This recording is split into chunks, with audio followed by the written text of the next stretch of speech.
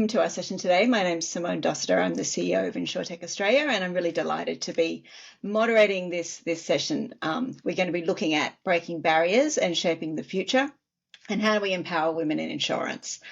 I'd first like to acknowledge the traditional owners of the land. I'm in Sydney, where we have the Gadigal people of the Eora Nation, and I pay my respects to their elders, past, present, and emerging, who I hope are on this call, and particularly all those amazing Indigenous women for all they do to lead their community and everything we do. So the session today, we're going to cover a number of different topics. We're going to talk about imposter syndrome and its impact on women. We're going to look at how do we help women advocate for themselves and each other. We're going to look at the role of mentors and how they advance their career, and how do we overcome some of the barriers that women face, in particular in leadership roles. So this has been sponsored by Kanopi, who've helped put this together, this great panel. And they really wanted to do this because they're committed to driving positive change within the insurance industry and fostering a culture of innovation and inclusion. They recognise the value that the diverse perspectives bring to the industry, and by addressing issues like imposter syndrome and how do we advocate for better representation, we create a more inclusive workplace. Diversity is particularly, and we'll talk about this, is particularly important for leadership and can be a real catalyst for innovation and growth. And they're really wanting to see more opportunities for women to excel in their leadership roles in the industry, and the opportunity that has then to uplift individuals and drive organisational success.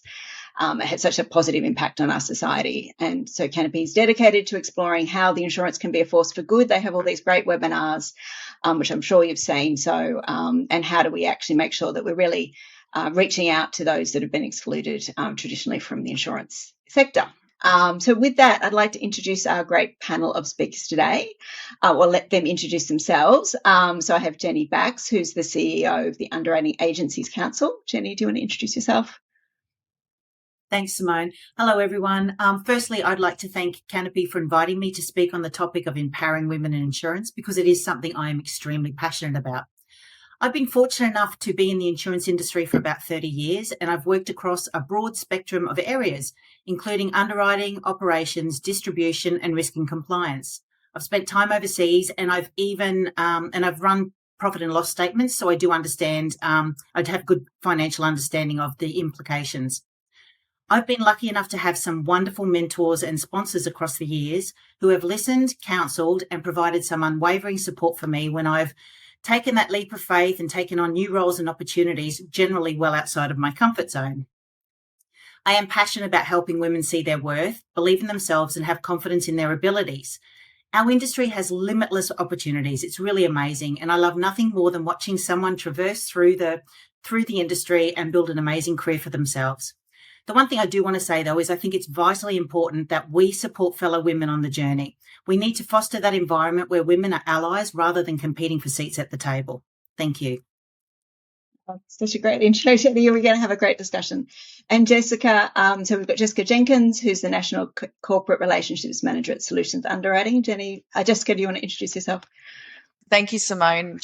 Simone, it's wonderful to be amongst two extremely incredible women in the industry. And Jenny, I completely agree with you. Being supportive for other women and allies is very important. I'd also like to thank Kanopi for the opportunity as well. I'm a little bit starstruck, actually, next to Jenny and Simone. So a little bit of background. So I've been in the industry now for 23 years, and I've been fortunate enough to have some very supportive managers and mentors along the way, which is why I am extremely passionate about supporting other women in the industry. 15 years in national roles in the likes of AIG, ACE, CGU and AXA. Like most, I never planned on getting into the insurance industry. I actually wanted to be a lawyer, took a gap year for 12 months and then ended up in local government for 3 years, which was an amazing experience because I was 19 at the time. Age was a issue. It kept coming up. You're too young, you're female, what are you doing standing or having a voice? So it really drove me to help support or continue in my career to help support other women on that basis, because right from the get-go, finishing high school, deferring my course and getting into quite a senior role in the community, I was automatically told, you're too young, you're a female, what are you doing? So it actually, in some way, I feel has helped me to where I am now. But I'm currently a national corporate relationship manager at Solution Underwriting, co-founder of the Women's Wellness Hour of Power, which is an independent, non-for-profit supporting organisation. I'll talk more about that later on. But, as Jenny alluded to, we do have such a brilliant industry, and it's all about giving back and supporting each other, right? So that's me. That's great. Thanks, Jessica. Yeah, I'm sure I'm really interested to explore some more of that as we go. But great to understand a bit more about both of you and your journey. Before we kick off, I had a few, and I'm just going to share a presentation, some slides. I wanted to share some statistics. So we're doing this with International Women's Day in mind. And I think everyone can see that now. And it's early March, and there's been some statistics just released from the WIGA reports with more data being available. So I thought that would be sort of a starting point to just frame some of this conversation. Why are we still talking about women in the insurance industry and their role to play? So this is from a snapshot, so it covers the whole financial insurance services sector, so not just insurance, but that broader financial services. And there's just a few statistics there which really just confirm what we all know. So in terms of the workforce, there's a pretty average, a pretty even split between men and women across the whole sector. But as you go up in terms of pay grades, in the upper quartiles of remuneration, there's a much more of a balance towards men, and at the lower levels, you see a lot more women. So we have this traditional experience which we've had for many years, and we don't seem to be able to move the dial on this in terms of women's role in the industry. We see that in terms of the governing body. So, almost 85% of chairs of insurance and financial services boards are men. In terms of members of the board, slightly better. So it's 28.9% women, but certainly not, what everyone would see in terms of where we've got a workforce at the sort of 50-50 mark. We see particularly around, a lot of this relates to kind of caring roles, and traditionally women take those caring roles. So we see women much more, so at 19% having a part-time role, where only 4% of men are taking a part-time position. And so that sort of flows through to some of these, taking on leadership roles, taking on other opportunities. And then also when you look at the sort of parental leave, and there's been, which I think is a really sort of exciting kind of shift in the industry over the last few years with this concept of universal, carers leave rather than the primary, secondary, which still does exist. So where we do have the concept, it doesn't have to relate to gender, but it can be either the man or the female that takes the carers leave. For managers, so at the more senior levels, 32% of men are taking that leave, and non-managers it falls down a little to 18%. But we still see very much that secondary leave being taken by men, and the women are primarily taking the leave. Now we know all those reasons of why that is, relating to time out, but I think where there's leave that is shared, I think that certainly helps in terms of that balance of both parents having the opportunity to take some leave when the bubs are little. And then when we look in, there's a lot of discussion in the media about the gender pay gap and what that is. For many years, it's obviously been illegal to discriminate based on pay. So we do have in most organisations, I would expect, equal pay for equal jobs. But what happens is that because of the part-time roles, because of the seniority of men generally in leadership positions, because of the mix towards men having more frontline positions, sales positions that get higher bonuses and remuneration, we have what is a gender pay gap. So if you look at all the men in the organisation and all the women in the organisation, their average pay, there is across the whole Australian industry a 19% gap. And in the financial and insurance services sector, that's even higher. So it's a 26% gap. So, which is, quite a lot. And that's why it gets a lot of discussion. So financial services actually has the second largest gap of any industry after construction, which, I think is pretty not particularly favourable. And 90% of employers have a gender pay gap in favour of men. So only 10% of employers have actually reached that neutrality. And so that's 27 out of the 302 organisations. And then the other thing I thought was really interesting is where organisations do have more women in those leadership roles, either a board or a CEO or key management personnel, then the statistics show that actually they tend to have a lower gender pay gap. So it does show that having women in those leadership positions for all sorts of reasons tends to impact the way that those organisations are working. So hopefully that gives you a little bit of an understanding of why we're talking today, and we might to sort of delve into some of those things later. I was going to then just, really kick into some questions around reflecting, I guess, on our careers and our journeys and what we've experienced, and share some stories around what's worked, and then, how can we sort of bring others along. So I was going to kick off first with Jessica. And you told us a little bit about your sort of early career before, starting in the not in the insurance sector, but then moving into insurance. But really would be great to understand some more about some of those challenges you faced being young and a female, and how did you cope with that? It was fun. Not said nobody ever. Look, it was really tricky because, as you can imagine, getting into insurance at a young age, over 23 years ago now, exceptionally male dominated. We are improving, but we're not where we need to be. So sitting in, boardroom meetings and having an opinion, you often get that blank stare on the face, or I've had the hand on the chin and the hand on the cheek, and they just kind of look at you like, what are you trying to say? And I found it quite challenging, to be honest with you, because I had all this energy and all of this excitement, and I really did want to add to the opinion and the opportunity to help the business move forward. And I just felt as though I wasn't being heard, and it was purely based on my age and gender at that time. There were also some commentary as well that, I was too afraid to sort of raise my concerns around the way in which some of those people addressed me.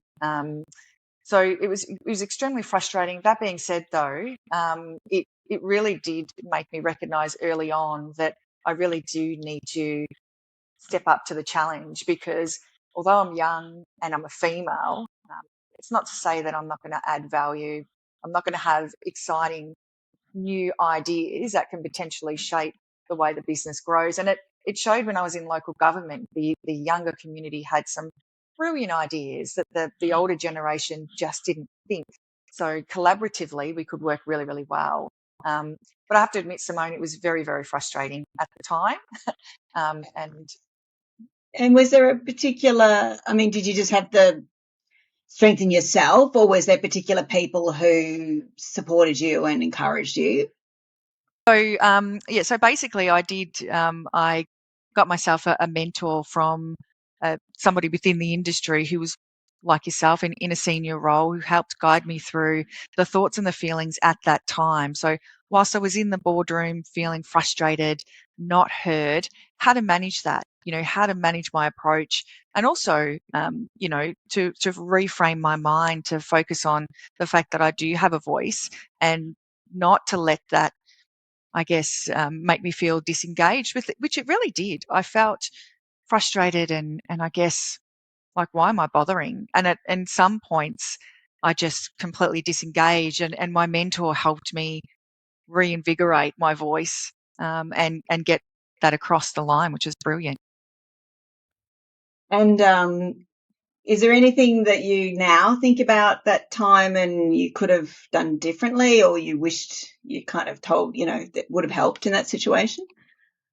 Yeah, I think call the behaviour out. If there is a particular way in which somebody is speaking to you, whether they are, mentioning that you are a female or your age, it's really it's not about being rude to them, but it's about saying that that's irrelevant at that point in time. You are an employee. You're at the table, and you have the right to present your point of view. So diplomatically, of course, without being rude, just letting them know that, you are a serious part of the team, and regardless of your age or your sex, that you're willing to give it a go and provide some feedback. And it's interesting when you call people out, they really tend to sort of go in their little box. You could probably say, or go in their little cage, tail between the legs, and it never happened again since that time with that particular individual. So it worked wonders, which is good. Yeah, sounds great. And what about you, Jenny? Any your experience? It was reflect similar in that sort of early stage of your career. Did you have similar challenges? It did, funnily enough, Simone. When I first started my career, and similar to Jess, I was actually going to be a vet, so I fell into insurance as well. But I started my career at a tiny rural insurer. So in those days, there were no women in senior positions, and it was extremely male dominated. So I realised early on, I needed to differentiate myself. If I wanted to build a career, and I could see it was going to be fun, I had to find a way that I would stand out from the crowd, because otherwise I would be sitting at the back forever and not having any opportunity to move ahead. So for me, I guess it actually worked in my favour, because it set me up well for the future, because I started on an education path, and that continues today, which has been really great. But an example of when this sort of happened for me was maternity leave had just started, and it was very new when I had my first child. I remember my boss saying to me at the time, "Don't take too long off work, because there may not be a job there for you when you come back." As a result of that, I took 3 months off. That's all I could take, because I needed the job and I wanted a career, and I had no choice. I didn't know that there may not have been a job there for me. I guess the two things, like, I agree with everything Jess has said in relation to some of your learnings and things like that. For me, a couple of the reflections I would have would be, for me, it's okay to say no. I was in those early days, because I wanted to build a career and I was in a male-dominated area. I was the person who could always be relied on. I constantly put my hand up and said, "Yes, I'll help. I'll take that on." And often it was to the detriment of my personal life or my family life.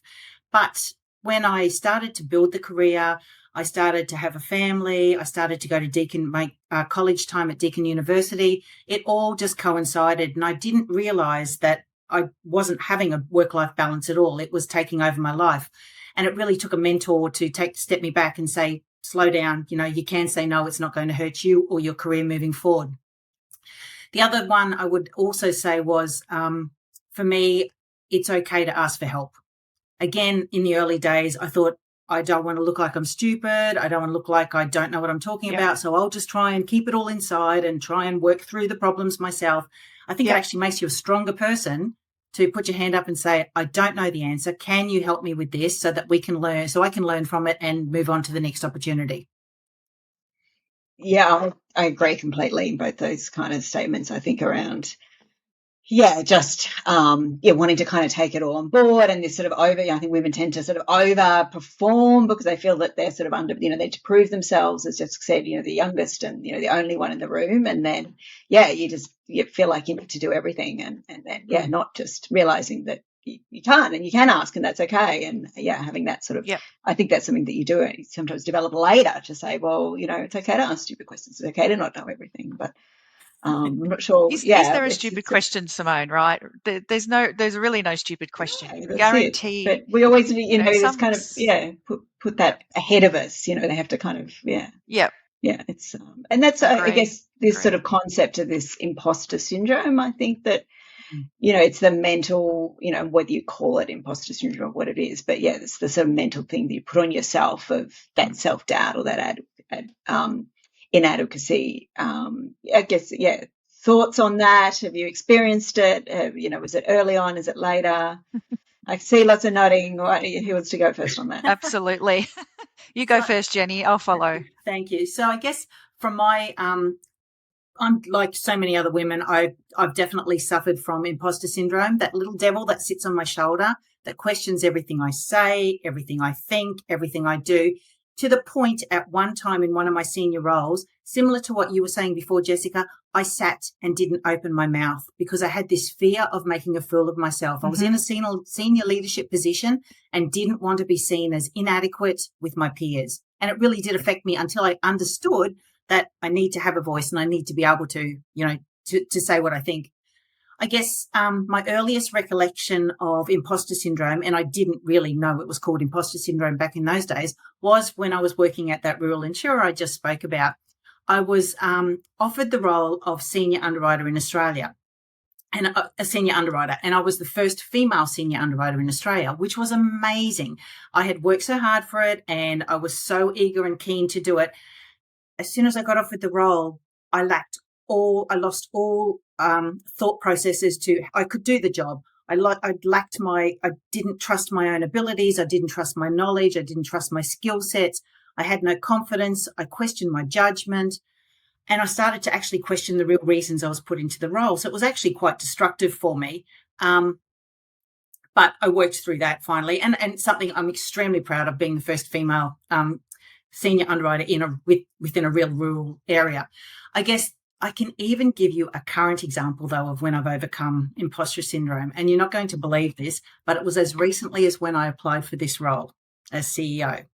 So when the job was first spoken to me, the person who had previously been in the role was a general manager. And I was okay with that because I'd been a general manager in a previous company. And I thought, I can do a role, so I'll put my hand up. The job was advertised as a CEO, and straight away my insecurities kicked in. I'm not good enough for this role. I don't have the skill sets for this role. This isn't what I signed on for. And I nearly talked myself out of applying for it. I was that close. So it just shows you it doesn't matter where you are, you still have those issues. The only other thing I probably wanted to talk about, I wanted to touch on, is something that's really close to me from an imposter syndrome perspective, and that's perfectionism. And they tie in very closely together. And I am someone who's had perfectionistic tendencies, which I thought, again, I thought it was healthy. I was always striving to be perfect and to execute flawlessly. And unfortunately, I also pushed my children and my colleagues and my team to also do the same sort of things. And realistically, it's unsustainable. And it's something you can't do. But as I was starting to build my career, I was putting more and more pressure on myself and really wanting to ratchet it up and really stand out amongst the crowd and keep differentiating myself. It seriously took a female mentor, again, to sit me back and tell me how destructive that was, both to my overall health and my overall well-being and that of my family. And funnily enough, when I realized what I was doing, I changed my outlook, particularly with my kids. Their grades went up. The pressure was off. It was amazing. So it really does work. Love that. What about you, Jess? Yeah, so I'll do two examples as well, similar to Jenny. So first example would have to be when I got into local government. Automatically, putting your hand up to be a representative for, a community of thousands when you're, again, a young female. And, I was up against a woman who'd been in that particular role consecutively for many, many years. So I put that pressure on myself, and I almost didn't run. I almost didn't contend for the role. But then I remembered my values and the reason why I was actually getting involved, and that was to make a difference for the younger community. Stepping on the podium and being asked questions as well, you just, as you said, Jenny, you just lose all your confidence. And I remember I got home after our first council meeting and I questioned why I'm doing it. I'm not good enough. I'm too young. So all of the voices of the external noise that I was hearing got into my own head, unfortunately, and it really played with me. I made myself quite ill just from the stress of worrying about it, and then thankfully, again, that particular mentor that I mentioned earlier helped and guided me through, and I went back off my values to the reason why I decided to take that particular role. And that year, I was also deputy mayor, which was brilliant, and I was elected as Young Citizen of the Year as well. So clearly, I got in my own head for no reason when I could have, potentially not have had run. So that was one example. The other one was probably becoming a mother, and you could probably relate to this, Jenny. Becoming a mother and balancing workforce as well, and trying to manage. I was similar to you, Jenny. I went back relatively early. Mia was only 4 months old, and I was working 3 days a week, so I was made redundant. So starting back from scratch in my career, going back from a national role, being made redundant, and then going back to work in a brokerage when Mia was, just on 4 months old, all of the so that I love what you said, Jenny, before, that little devil that sits on your shoulder. It really does play with your mind, honestly. And thankfully, I got through that. But I think the mentor thing again that Jenny mentioned is the key. Just keeping that positivity and also that positive affirmations and going back to your values. The reason why you've decided to take on the role. Yeah, and it's sort of that. I sort of often say just to myself, I guess, don't overwork it. Sometimes you just kind of get into this circle of, worry and that sort of thing. But if you just kind of get on with it, then you can sort of cut through it a bit more. I had Yep, these, agree. I went to a course, I won a scholarship. And as part of that, I decided I'd go to this women in leadership course at Harvard, which, was fantastic. This week and it was all these amazing women. It was 70 women from across the world for this, at Harvard. So it was, very impressive. And I remember the night before arriving, I'm like, what am I doing here? I'm completely, and I'd taken some time off from work and I'm like, all this sort of overworking of it. And of course, when you got there, everyone was in exactly the same position. They're all very different. They're at different stages of their careers and different experiences, but they're all kind of fabulous. And you sort of realize that you had just kind of overworked this whole perception of what it is and who you are. And one of the Harvard professors was Amy Cuddy, who you might have seen. She's got quite a famous TED Talk, a whole bunch of research. And, seeing her in person, and there's been sort of different sort of views on her over time, but really this she talks about how do you sort of fake it, not until you make it, but how do you fake it until you become it. So how do you just kind of, it's almost like how do you just push through and you make the mistakes and you just keep moving, and then eventually you realize that all of that was irrelevant, and you actually be able to become the person that you wanted to be, that you didn't think you were. So it was kind of just, and I think a lot of people, and I'd also say that it's not necessarily just about kind of women. I think, everyone gets it, but I think women particularly put a lot of sort of pressure on ourselves. And I also find that it's not just early career, but sort of later when you are, as Jenny said, in those leadership positions and you're the one everyone's looking to. I remember looking at leaders and thinking, I could never do that. How do they get up and present in front of all these people, or how do they make these decisions? And I thought I could never do that. And then, sort of 5 or 10 years later, you find yourself in that position and you just kind of do it because you've built that experience up. But you just have to kind of, get there, and you'll get there, sort of back to yourself, I guess. So I think we might move on and talk a little bit about advocacy and kind of mentorship and the role that has. Jessica, you talked about this network you set up. I'd really like to understand more about why you did that and what it is and what's the focus and what you've been doing with that. Sure. So this is a really close one to me. So during COVID, my co-founder and I, Elise, were on the phone together. It was probably about midnight because we were so stressed out. We both had little young girls. Mia, my daughter, was 3. Elise's daughter was 2.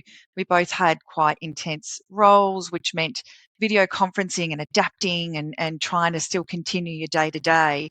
And of course, no gym, no buffer, no ability to leave the home.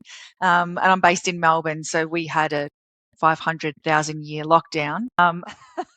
So it was extremely emotionally stressful. And I'm somebody who heavily relies on my outlet, which is exercise and going to the gym.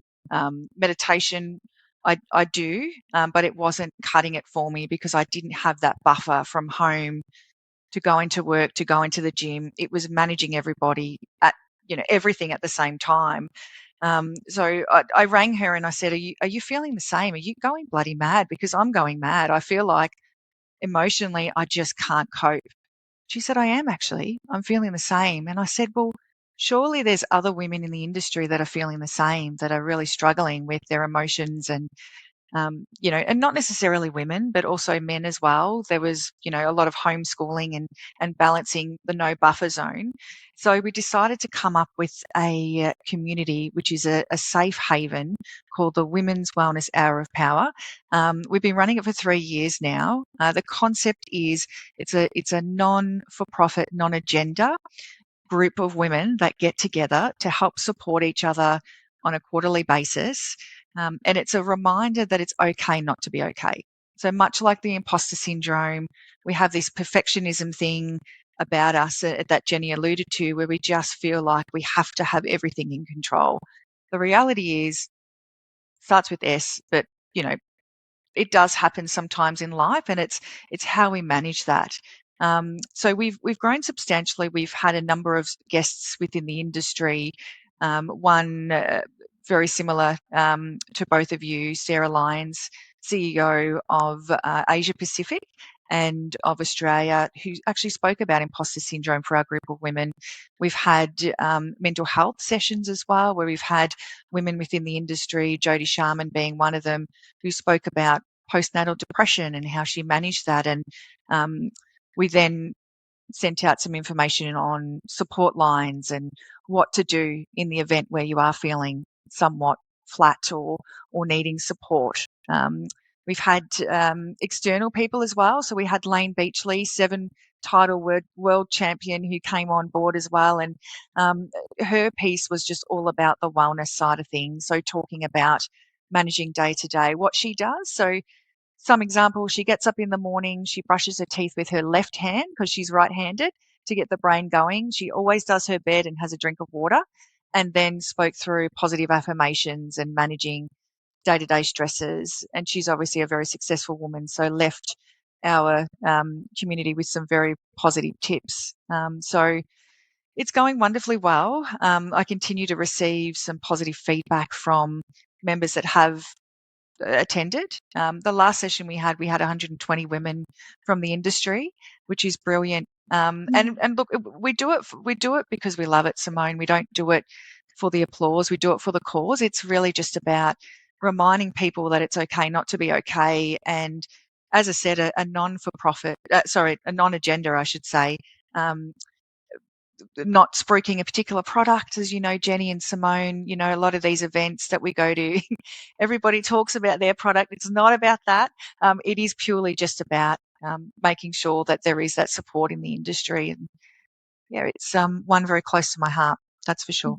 Sounds amazing. I can talk for ages about it. Sorry. Yeah, you really kind of filled a gap. And yeah, I mean, it's an interesting, I guess, insurance sector. I think we do. I've certainly been to events. I worked for a German company for a while, and we went to this conference of 300 management position, and you'd get to the bathroom with the other, and you're like, "There's another woman," because there was literally so many that there was literally like 10 women or something. Like, you couldn't believe. So having that sort of that opportunity to kind of connect and share sounds really like what you've created, where it's across sort of employees or across groups. Sometimes that gives you exactly. And no discrimination on level, Simone. Yeah. So we have CEOs right through to admin staff. So it's open to everybody. It's not limited to just senior or junior. Yeah, we're all people. We're all exactly. And Jenny, what about you? What are the, I guess, strategies, or what if they're examples of, supportive environments that you've had in your career? I guess, yeah, thanks, Simone. And actually, Jess, it's amazing what you've set up. It's something to be really proud of. And I can see it's only going to benefit us and help us be stronger as a collective, which is what we're all hoping for. So I think that's amazing. I guess from my perspective, again, I spent the first chunk of my career in a very male dominated area. So it was pretty hard to get out and start to build networks. And I didn't really understand the importance of networks at that point in time. When I moved from the rural area, I moved into commercial with this company and started to see more opportunities because I was in the market. I was starting to move out into the market and start to meet and greet people. I realized early on I wanted to build my network. I wasn't sure how to do it, but I knew it would be good for my career. And I was in Queensland at the time, and we had women in insurance. So I put my hand up to join the committee, not knowing what that would entail. And I was on the committee for probably 15 years. In the end, I'm vice president, secretary, vice president. And during that time, had the opportunity of meeting the whole Queensland market pretty much, which was amazing. So really built some strong relationships and met some outstanding women and men who supported me along the way. I think that's important to say as well, that I've had some amazing friends and mentors that have in both sexes that have helped me. My next step after that, I guess, when I realized the next area I wanted to really focus on was what could I start doing to give back to our industry, and ANZIIF was the likely candidate for me. So I put my hand up and asked, is there any opportunities to join committees, to join organisations so I can start giving back, but also start learning and building my network again. And I've been lucky enough to be involved with ANZIIF forever and a day, and will be involved until I leave the industry, I'm sure, because of the opportunities that has presented me along the way. I think, it's important that we have these networking groups because they keep us in that environment, similar to what Jess was saying. They keep us, we're in a safe environment. We have the opportunity to advocate for each other. We learn, we draw off each other, the good, the bad and the ugly, I think. And that's where you pick up a lot of the tools along the way to help you to build your confidence and your ability and your, I guess, your passion. I think you start to work out, what is my passion? Where do I want to go? What do I want to do? The big thing for me, the really big thing for me is these are the networks where we call out our achievements. And it's where we actually call each other out and promote each other, because I don't see enough of that in our industry. But in these are the groups where we do it. And I think we see the strong role models. They're the ones that we look up to. They're the ones that help us, that help pave the way for the future, for that next generation of trailblazers. And that's why I think it's so important to have these sort of networks that we can feel nurtured, but we can also grow and become not just an insular part of it, but become an important integral part that's going to also support that next generation. Yeah. I think that's so true, that concept of networking. And I started my career in consulting, and so networking was very much seen of how do you build your career path, because you needed the network to be able to sell more kind of consulting gigs. And I was sort of told, as a fairly junior, to get to the next stage, you need to build your network. And I'm like, I don't know how to network. I'm an introvert. And it only sort of, as I grew and really realized that actually it's exactly what you're saying, Jenny. Networking is about how you give back, how you connect with others, how you have that longer term, rather than networking as selling. And I think that's, what you've been talking about is networking is the opportunity to come together and share ideas and, not necessarily have an agenda, as you were saying, but to say, I thought about you and I shared this thing. And that's actually the true value of networking. It's not networking in that sense of, meeting someone just to sell them something, because nobody wants that. No, people want the connections. And I think that's, just really, my piece of advice to anyone in terms of how you build, and often you don't realize the people you start with are going to be the people that 20 years are also, in more senior positions. So those networks kind of in the insurance industry, as everyone kind of stays because they love it so much they don't leave. So that's how you sort of, your career goes if you support others, because they'll come back and support you down the track. Absolutely. Couldn't agree more, definitely. Yeah, exactly. I mean, in terms of, formal kind of mentoring and sponsorship, if they're kind of examples of programs or things you've been involved with, what's worked, what would you, sort of reflections there? So from my perspective, I'll start the conversation, Jess, sorry. No, go for it. I was lucky. So I've been involved in a lot of mentoring programs over the years, formal and informal. I love the informal ones, which are really ad hoc and they're not structured, but I think you get so much information, as much out of those as you do out of a formal structured program. I remember NEBA set up their first Queensland mentoring program. I'm going to say it was probably 15 years ago. And one of the mentees asked if I would be their mentor. It was 2013, so 11 years ago. And that was fine. I put in an application to be a mentor, and it turned out it was all good. It was at the time that I was asked to go to the Philippines with QBE. So I said to NEBA, we're going to have to do this online. I won't be able to do face-to-face. And they said, no, it's not going to work. We need to have it, face-to-face. And I said, well, let's give it a go, because my mentee is very passionate. I'm very passionate. I really want to make this work. We had a fantastic routine. Once a week, we get together. We do the equivalent of a Teams meeting back then. We built a fantastic rapport. We went through the 13-week program with me away the whole time. She presented at the event, at the inaugural, the final night. I was online again watching the whole event. We're still friends now. We still have an ad hoc relationship. I've loved watching her move up the ladder, the way with her career. Watch how it's gone. She's had a family. She's built the whole thing. And it was just, for me, it was a good thing to see. You don't have to have a face-to-face relationship. You don't have to be sitting in each other's pocket. You can do it anywhere in the world. It doesn't matter. As long as you're committed, you both have the right agenda, the right passion and desire to get an outcome. So to me, that was really, really good. But so I've been involved with NEBA heavily and love doing that. I've been involved with ANZIF, the work programs. I've always been CGU, QBE, and Allianz have all had strong mentoring programs. And I have had when I moved into my general manager role at Allianz, to be honest, I actually had one of the chief general managers as a mentor of mine, which was great, because I was stepping into a really big role, and it was lovely to have someone who was outside of my business. So they weren't in the actual business that I was in. They were in another division, but it was good to have them to bounce the ideas off, because that step up into a GM role with a large global company is quite daunting. Again, that little devil was sitting there and very noisy in my ear. So to have her there just to bring me back and put me back and set me down and say, you can do this. You've got this. Just sit back, ignore the noise and go for it. Just showed how important those sort of relationships are. So I'm not adverse to having a mentor myself whatsoever. Yep. I think they're really important at all levels of your career again. And I would definitely recommend anyone, if you haven't done it before, go for it. Absolutely. Agree. Yes. Jenny, well done for taking the time out to support others, given your busy role. I've had both, Simone. So I've had both the formal and also the informal, and I've been a mentor and a mentee. I'm currently mentoring via Business in Heels, which is a wonderful organisation. It's basically, its goal is to mentor and make a difference to over 1 million women in the world.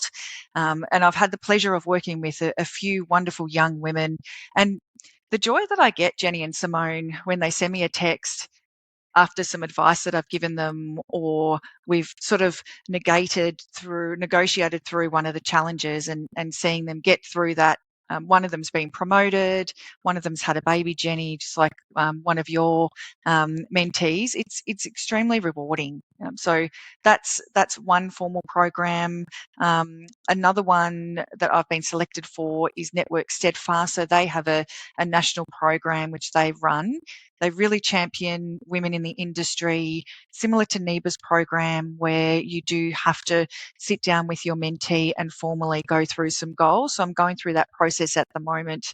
And also I've got some mentors myself that help support me through. Look, I think that the message, we've spoken a lot about mentors. The message that I have for the audience is, don't be afraid to ask. I was initially, in my younger days, quite withdrawn when it came to speaking to people in senior roles. I was quite afraid that they wouldn't have the time, or they would, again, based on, and that's that little devil on my shoulder, based on my age and my gender. Oh, they're not going to have time for me. They're not going to want to speak to me. In fact, that's not the case. Most of the mentors that I've had have actually been in quite senior roles, and they're willing to take their time out. They're willing to help guide you through some of the challenges that you have. So the message that I would reiterate is just ask. You don't know unless you're asked. The worst they can say is no, but most of the time they've been in a similar challenge to what you're going through, and it can really help you through that, that bump that you are in at the moment in that particular role. Simone, I just want to mention something else. Sorry. I just want to talk about an informal mentor that I had, and she was one of the most amazing women I ever met. Her name was Donna Walker, and for those of you who were lucky enough to have known Donna, she was absolutely brilliant. It was an informal program. I actually moved to Allianz to work with Donna when she was in her role as Chief Technical Officer. And I've got to say, believe me, I was not a techo by any stretch of the imagination, but I wanted to work with Donna closely because I had so much respect for her over so many years. And I knew she was going to help me soften the edges around my leadership skills. There was, bits and pieces she could do to help soften the way I presented, the way I delivered messages, etc. Donna was one of those women that championed and supported diversity. She was absolutely amazing. She had the most extraordinary way about her that brought people closer together. She recognized everyone, didn't matter what your title was, didn't matter what your gender was, or your actual abilities. She just cared about everyone, and she was a passionate listener. She knew what was going on. She cared about the industry and everyone that was attached with it, and it was evident with every interaction I had with her. And I seriously have to say, hand on heart, if it wasn't for Donna, I know I would not be the leader I am today because of her, and I will be forever indebted for the time I was lucky enough to have with her, both working with her at Allianz, but also as a friend. Oh, that's lovely. Yeah, there's some people that just are kind of superstars, aren't they? I don't know her that well, but I know that she was, I think, and then there's that leadership shadow they talk about of how someone is just an amazing leader, and then they just show this is how you do it. This is what good looks like. And then you think of all those examples of really terrible leaders that you have that, do all those things that Donna doesn't do. And you think, how can we just move them out of the way? Like, how is this person still a leader? They're, disorganized, they're rude, but they somehow are stuck there. So, how do we just, have the amazing leaders, because there are some incredible ones. I have to say too that how lovely is the feeling, Jenny and Simone, of helping, supporting others. It's such a nice reward in the end, isn't it? I mean, you can crop this out, Avi, if you want, but it's just it's just nothing gives me more great joy than, especially knowing the challenges that I've had going through the industry, helping others, move up as well. It's and that's the impact Donna had on you, right? So without a doubt, and over a long period of time. Oh, she was and I think that's that concept of kind of sponsorship, and how I sort of think about that is, how do I, in my role, and I have different opportunities that I can kind of promote people or encourage them or give them information. And I see that as really important, that you are kind of, not formally sponsoring, but how can you make sure that you're bringing people along that journey and making sure that you're doing that in a way that, encourages that diversity and inclusion, and, giving that sort of looking, one thing I always try and do is, when we do events, we can't always do it, but making sure we've got a really interesting, diverse section of different opinions, and that, we're making sure we're promoting different people when we do things. And that really kind of drives a kind of culture and behavior in our community, rather than if you just kind of let the people that, put their hand up. And I've got this incredible example of hiring, and I know we're a bit off topic here, but I had two candidates who were applying for a position, a man and a female. The guy wanted more money. He was less experienced. And the female had, more qualifications and more experience, but wanted less money. And the people who were in the interview process sort of under me was like, oh, we need to give it to the guy. And I'm like, what are we doing? It was that real kind of experience of women just not putting their hand up. And, as we're talking about it, and it's just, and fantastically, the female, was the right person for the role, went ahead and has had this great career. And she doesn't realize that in the background there was all this stuff going on that we had to say, well, actually, and we know we need to give her the more money that the guy wanted, who was, asking, so it's those kind of examples that really you just want to, continue and promote. Yep. Yeah. Oh, okay. We might talk on a bit barriers. So we had those sort of statistics before around why women are, not moving up in the industry. And, I think, when I started, it was this kind of view of, well, there just wasn't the talent. And, but, we've had sort of equal female and men going into the industry for a long time now, into sort of, when I was at uni, I studied law, there was certainly more women than men. But something happens in the industry where, for different reasons, women don't choose to progress or aren't promoted, or so why is that? What are the sort of barriers that have kind of slowed down? Because that's obviously then impacting every other aspect, and we don't then have the role models and leaders. I just thought, what are the things you're saying? What are the things that we could help to really sort of overcome some of those barriers to leadership? Do you want to go first, Jenny? Yeah. Okay. Yep. Okay.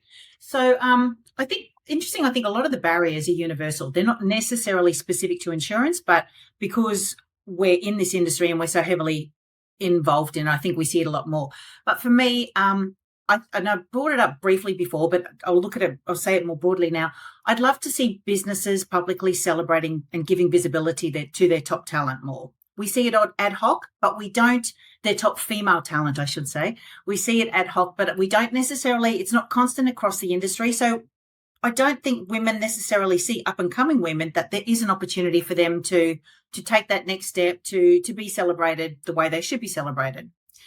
The obvious barrier, obviously, that I can see is balancing career and primary caregiving.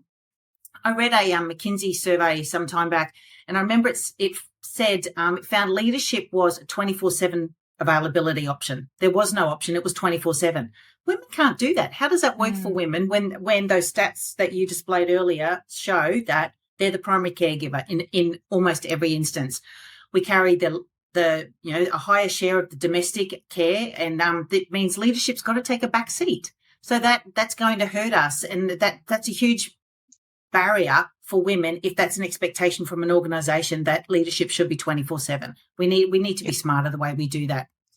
Obviously, we've touched on imposter syndrome already. Good leadership for me requires really good and strong communication. That's going to we need to be able to show people, teach people, coach them how to deliver that communication so that we can spread the message properly, I guess. Sometimes we have to, as leaders, we need to communicate, delegate, motivate all at the same time, and we don't necessarily have all the answers. So we've got to have an area where females feel safe, or any future leaders feel safe, an open line of communication so we can share our fears, have the open conversations that I've mentioned before. And again, I'm going to say it, my last thing, the big thing for me, let's celebrate our successes. We need to recognize our achievements, be loud and proud, don't be shy, because if we don't do it, no one else is going to do it for us. Exactly. So I think you need to be out there and doing that. And that's the barriers. We hold ourselves back. You made a comment at the start, not long ago, Simone, saying that you're introverted. So am I. It's a work in progress, and it is hard work to be the person that I'm probably displaying that I am now. I'm not naturally that person. I'm the reserved person, but it's a learned environment for me. I need to be loud and proud, and I need to try and start celebrating my successes so that it becomes the norm and becomes something that we don't even think about. It's second nature. And that's where I'd like to see us get to. Yep. Yeah, completely. Love it, Jenny. On that, actually, celebrating, I have to admit, coming from a cultural background where females are generally the ones that stay home, look after the kids, and any sort of talking about success is considered bragging. So I'd love to see in a few years' time where we are feeling comfortable enough to talk about our successes without feeling like we're being, oh, look at her, she's bragging again, like, look at both of you, both wonderful women CEOs of great organizations, and you've had your hurdles along the way, both introverted, and you're doing this interview today. So agree, we need to be able to celebrate those achievements without feeling as though we are bragging, because men do it all the time. I I'm not on the socials as much anymore, but they're happy to jump up and down about doing the bed and making a cup of tea. I know my husband is. Bless him. But in all honesty, though, I think that, we should be proud enough to talk about our achievements without feeling that way. And also, I agree with celebrating each other. Whilst we're on that topic, I think we're obviously doing this in the lead up to International Women's Day, which is brilliant. Perhaps changing that to not a day where you have this burst of women on the scene, which is great.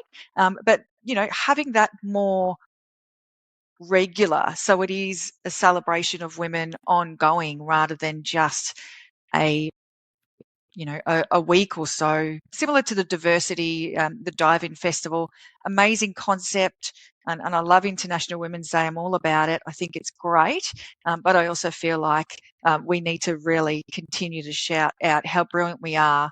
And finally, I think one of the challenges for me, given some of the travel that I do, is just around care. I'm blessed that I have my mum who can help with my daughter, but before and after school care generally starts at 6 and finishes at 6. So for those women that want to work and have their children as well and have a diverse career, it makes it difficult, and those barriers hopefully in the future will be removed somehow to consider women that might be running an emergency ward who are quite senior and they need to do shift work and they may not have support, but they won't take that senior role because there's no support around them. So hopefully in the future we'll see some sort of innovation around how we manage that. So yeah, I mean, I think we're lucky in our industry in a way because we do have this flexibility, and I think that's improved so much over the last kind of decade around being able to do things remotely and work from home and do the pickups, and much more of an expectation that it's not just the women doing it, but the guys are very proud to be doing it as well. And I think it's only until those, the work is shared and the home life and the care and the mental care as well, mental admin is shared, that will really kind of make the difference. So, there's really no barriers for us in that insurance industry of how we do that, but how do we make sure that leadership is not just the one version, that sort of one version of leadership is, wearing your suit and sitting in the board meeting, but leadership is all, it's that behavior, and there's different ways to do it. And, you can be leading, standing on the soccer field, and you're still in your leadership role. So it's just having more flexibility around that. I think it's been one of the things that I think is on the improve, but I think there's probably a little more that we can do, and particularly around, I think, we probably all experience that kind of mum guilt or the work guilt. It doesn't matter what you're doing.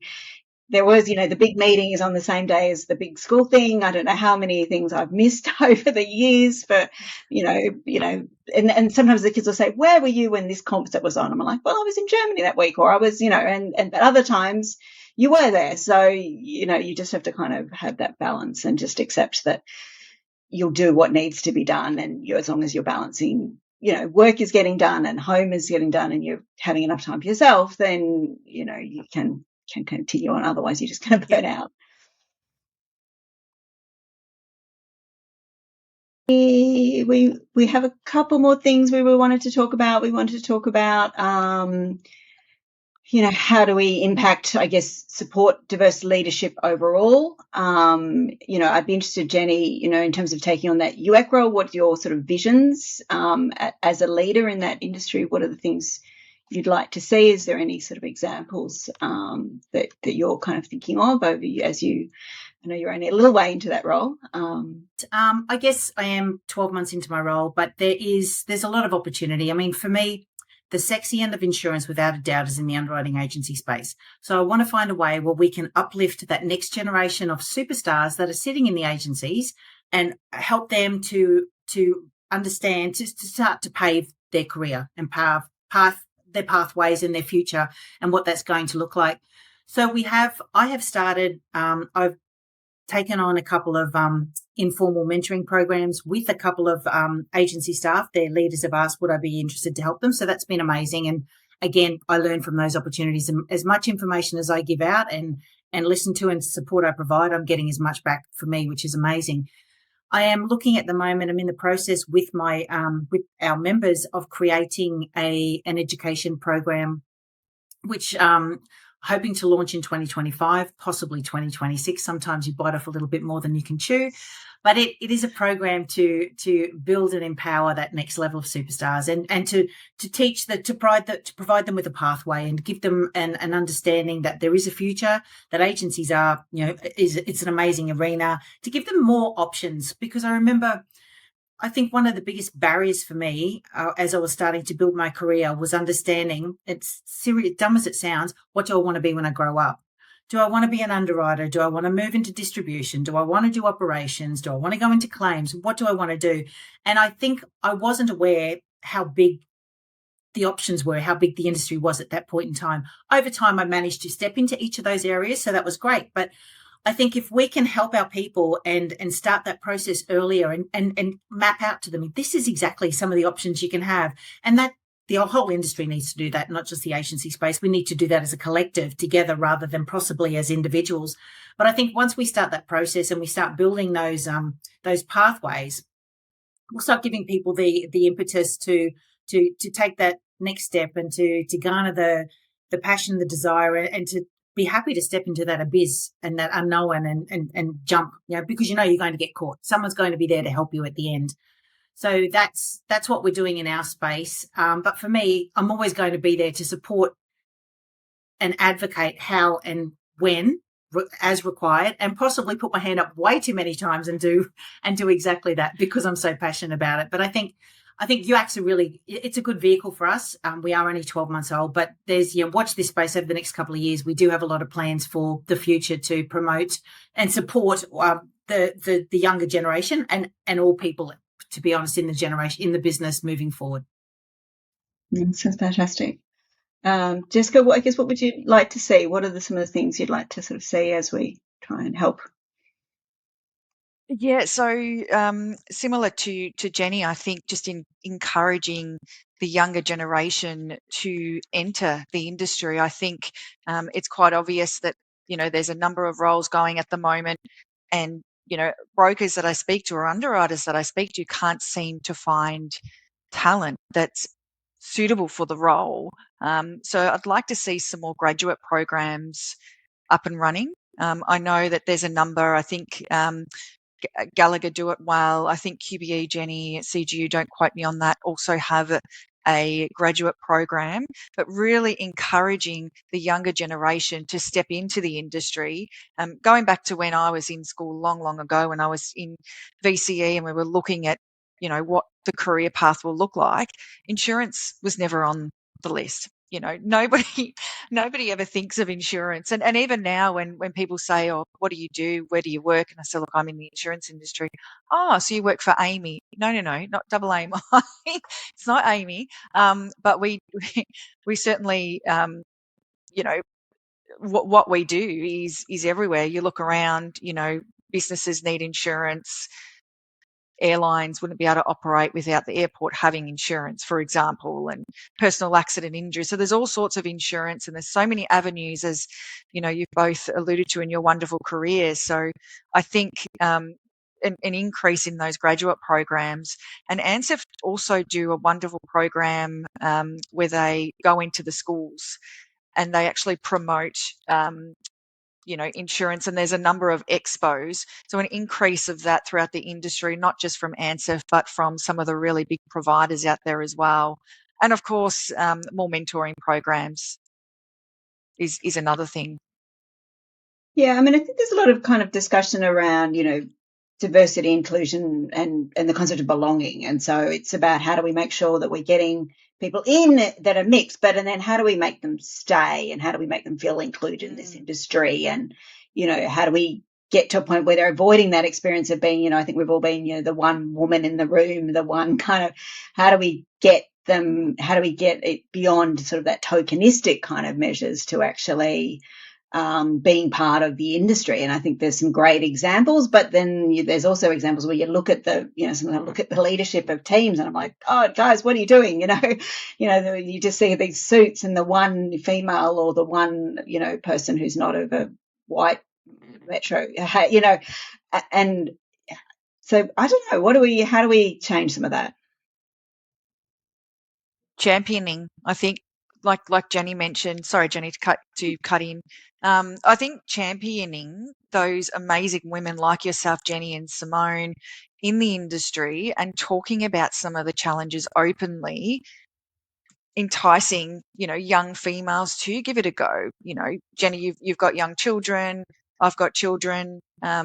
So talking about some of the challenges and how we've overcome that and really championing that, which is, I guess, why I love the Women's Wellness Hour of Power, because it's an opportunity to do that, right? So that's my thoughts on that piece. Got a bit excited. Sorry, Jenny. You hit the nail on the head. You said it earlier about the the advocating. We have to champion women 365 days a year, not one day on the 8th of March for International Women's Day, Yep. not for a week when we have the Lloyd's Dive-In Festival. They're all amazing events, but this is an ongoing promotion. It should be second nature. It needs to be built into an organization's culture, their DNA. It starts at the top and then it filters down. And over a period of time, it'll definitely, I'm very passionate that it will become something that we do every day, every week, every month, every year, and it'll just become the normal. I guess, the things I'd like to see change to empower women is the continuing promotion. We've already said that, of diversity and inclusion. Rewarding and recognizing star of the females, the achievements, other forms of acknowledgement, promotions, giving out of awards. It's not all about the money. It's sometimes a thank you. The simple things like a thank you goes a long way. I think we need to do that. And I've said it right. I said it at the start, make sure that we do that broadly across the business, not on International Women's Day. See a huge post about thank you for being an amazing staff member for the last 12 months. Well, you could have told me that 364 other days. So let's make that more of the norm. We need to continue to advocate for policies and initiatives that support gender equality. Obviously, that's going to help us.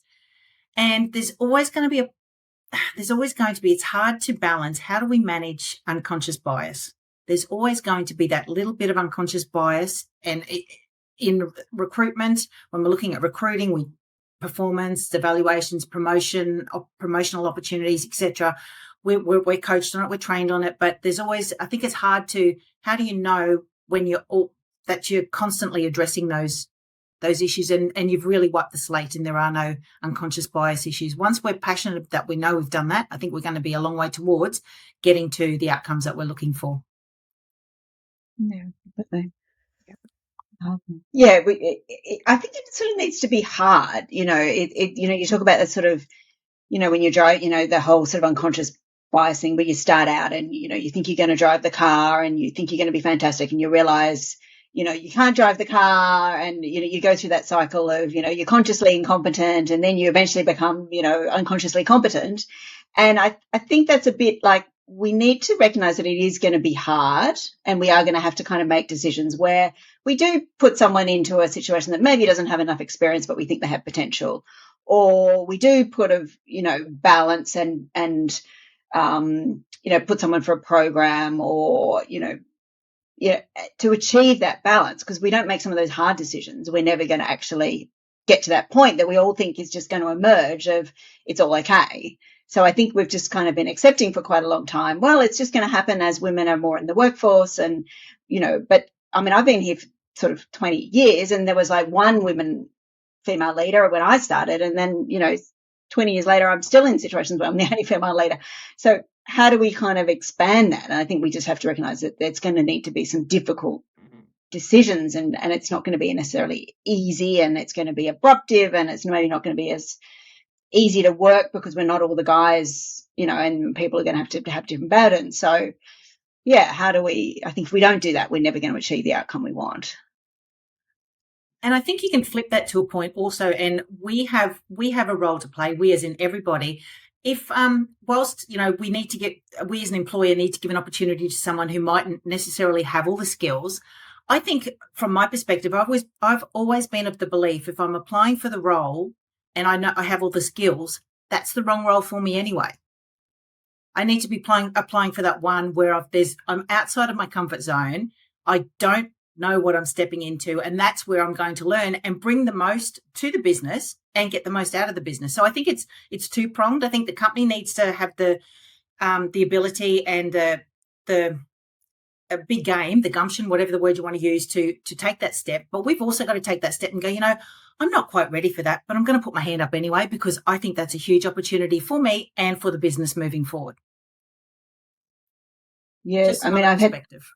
No, definitely. I mean, I've had people come to me and say, "Oh, I've seen a role. Should I go for it?" And pretty much always say, "Yes, go for it," because what's the generally the worst that can happen is you might be not fantastic for a couple of months, and then you will be fantastic. So it's how do we sort of encourage them and as you say, not have this perfectionist mentality that we want to kind of be wonderful from the beginning. Great.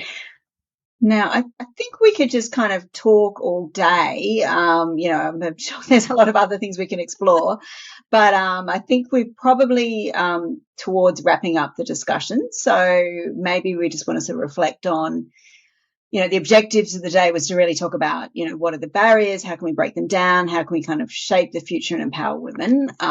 So maybe if we can sort of all think about what are our kind of wishes for the future? What would sort of good look like going forward? And what are the sort of key barriers that you want to see removed over, really the next, 2, 5, 10 years? So from my perspective, it's a great question, Simone. I think we've had some amazing conversation and come up with some really good points and ideas, and we don't have all the answers and we won't have all the answers, and it's going to take a long period of time, but it's going to need a concerted effort. It takes a village. That saying, it takes a village, and we've got a huge village. We need to grab together, hold together, and work through the issues. I think for me, I'd love to see insurance become an occupation of choice. Some on the list where people say, I really do. I see a lot of opportunities there in that industry, and I think I can build a really good career. So I'd love to see that as something we need to do. But I want to see something where women feel like, irrespective of what role, what industry, whether they're in rural, whether they're in a corporate role, it doesn't matter, that they feel like they've got a seat at the table. They're going to feel comfortable to voice their opinions, because everyone's got something to say. Everyone's got an opinion, right, wrong, or indifferent. We're all going to. That's what the diversity is all about. That's what makes us a better person, by having those people challenge what we say. I think the important thing for me is, don't continue with the status quo. Let's challenge it. Let's shake it up. And I think it's us. It's the three of us sitting here now, taking the opportunity to have this conversation and have those thought-provoking moments where we're the ones, if hopefully the people out here listening to us are going to take something away from that and go, yeah, I'm going to give it a go, and I'm going to shake it up, and I'm going to ask the question, and I'm not going to say no. Another thing for me is keep asking, but why? But why? But why? If you don't like the answer or you don't understand the answer, why? It really, to me, it needs to resonate. So then once I'm comfortable, I'm happy to move on and take that next step, wherever that may be. But I think, it'll take us time. I think we're on the road, and the more we have these conversations 24/7, 365 days a year, it'll make life a lot easier for everyone moving forward. That next generation has huge opportunities ahead of them. Yep. Absolutely echoing that, Simone. Jenny, that was a wonderful wrap up.